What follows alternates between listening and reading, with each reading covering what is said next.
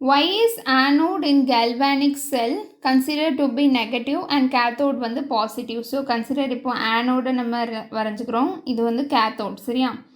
anode ஏன்னு போட்டிருக்கேன், cathode வந்து சீன் இருக்கு. ஸோ இதில் உள்ள எலக்ட்ரோடு இருக்குது ஒன்று, இதில் ஒரு எலக்ட்ரோடு இருக்குது.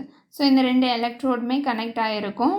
அதுக்கப்புறமா இது ரெண்டையும் கனெக்ட் பண்ணுறதுக்கு ஒரு சால்ட் பிரிட்ஜும் இருக்கும். ஓகே, ஸோ இதில் வந்து ஆனோடு வந்து யூஸ்வலி நம்ம நெகட்டிவாகவும் கேத்தோட் வந்து பாசிட்டிவாகவும் கன்சிடர் பண்ணுவோம்.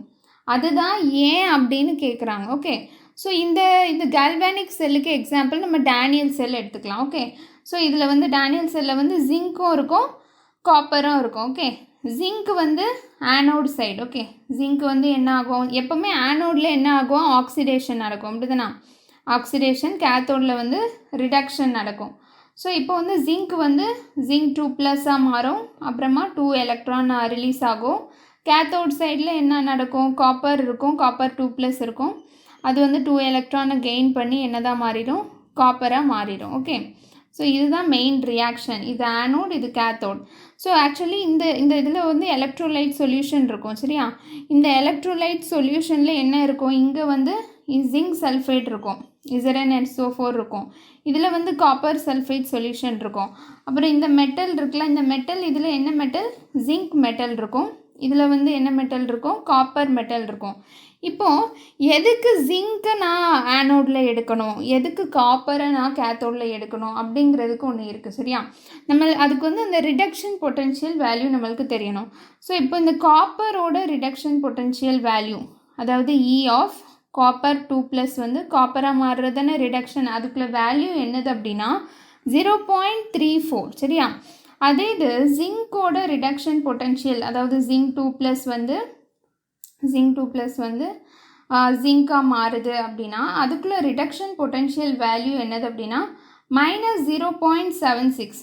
இப்போது இதில் வந்து ரிடக்ஷன் பொட்டென்ஷியல் வேல்யூ அப்படின்னு நான் சொல்கிறேன். அதுலேருந்தே நம்மளுக்கு என்ன தெரியுது, அது வந்து நல்லா ரெடியூஸ் பண்ணிச்சு அப்படின்னா அந்த வேல்யூ அதிகமாக இருக்கும். ஓகே, ஸோ இதுக்கு தான் வேல்யூ அதிகமாக இருக்குது, காப்பர் தான். அப்போ ஆஃப்கோர்ஸ் நல்லா ரெடியூஸ் ஆகும். அப்போ ஜிங்க் தான் வந்து ஆஃப்கோர்ஸ் இந்த காப்பர் கூட இருக்கச்சுல ஆக்சிடைஸ் தான் ஆகும். இப்போ இதுக்கு தான் வேல்யூ அதிகம்னால தான் இதை வந்து நான் வந்து கேத்தோடில் போட்டிருக்கேன், காப்பரை ஆக்சிடேஷனில் ஜிங்க்கை போட்டிருக்கேன். ஏன்னா இதோட ரிடக்ஷன் பவர் வந்து அவ்வளோவா இது ஈஸியாக ரெடியூஸ் ஆகாது காப்பர் கூட இருக்கச்சுல. ஸோ அது ஓகேவா, புரிஞ்சிச்சா? இப்போ ஏன் இது நெகட்டிவ் அப்படின்னா பேசிக்காக இந்த சொல்யூஷனில் இப்போ இந்த ஜிங்க் சல்ஃபேட் இருக்குல்ல, அது எப்படி இருக்கும்னா Zn2+ ஆகவும் SO4- ஆகவும் இருக்கும், சரியா? இப்போ இந்த ஜிங்க், இந்த மெட்டல் இருக்குல்ல, இந்த மெட்டல் ஜிங்க் மெட்டல், அது என்ன ஆகும் அப்படின்னா ஜிங்க் 2+ மாறும். ஏன்னா நம்மளுக்கு இங்கே ரியாக்ஷன் அது தானே, ஜிங்க் மெட்டல் வந்து என்னதான் மாறுது, ஜிங்க் 2+ ஆகி 2 எலக்ட்ரான் ரிலீஸ் ஆகும். இந்த எலக்ட்ரான் இங்கேருந்து வெளில போயிட்டு திரும்ப வந்து கேத்தோடுக்கு போகும். அதாவது ஆனோட்லேருந்து தான் எலக்ட்ரான் வந்து கேத்தோட் போகுது. அப்புறமா என்ன நடக்கும், இங்கே இந்த சொல்யூஷனில் காப்பர் 2+ இருக்கும், காப்பர் 2+ + SO4- இருக்கும்ல, அந்த காப்பர் 2+ வந்து இந்த சொல்யூஷனில் உள்ள அந்த காப்பர் 2+ வந்து என்ன பண்ணோம் அப்படின்னா இங்கேருந்து வந்து அந்த 2 எலக்ட்ரானை கெயின் பண்ணி திரும்ப காப்பராக மாறுது. ஓகேவா? அப்போது யார் எலக்ட்ரானை கொடுக்கா இதில், ஆனோட் தான். ஆனோடில் தான் இந்த ஜிங்க் மெட்டல் வந்து ஜிங்க் 2+ மாறுது, அப்படிதானா? ஸோ இதுலேருந்து தான் எலக்ட்ரான் போகுது, இதுதான் சோர்ஸ் ஆஃப் எலக்ட்ரான் கிட்டத்தட்ட.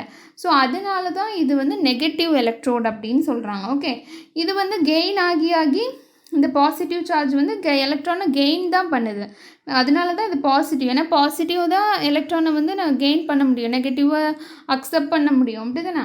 ஸோ சின்ஸ் இந்த ஆனோட் வந்து சோர்ஸ் ஆஃப் எலக்ட்ரானாக இருக்கிறதுனால இது வந்து நெகட்டிவ் எலக்ட்ரோட். Okay, thank you.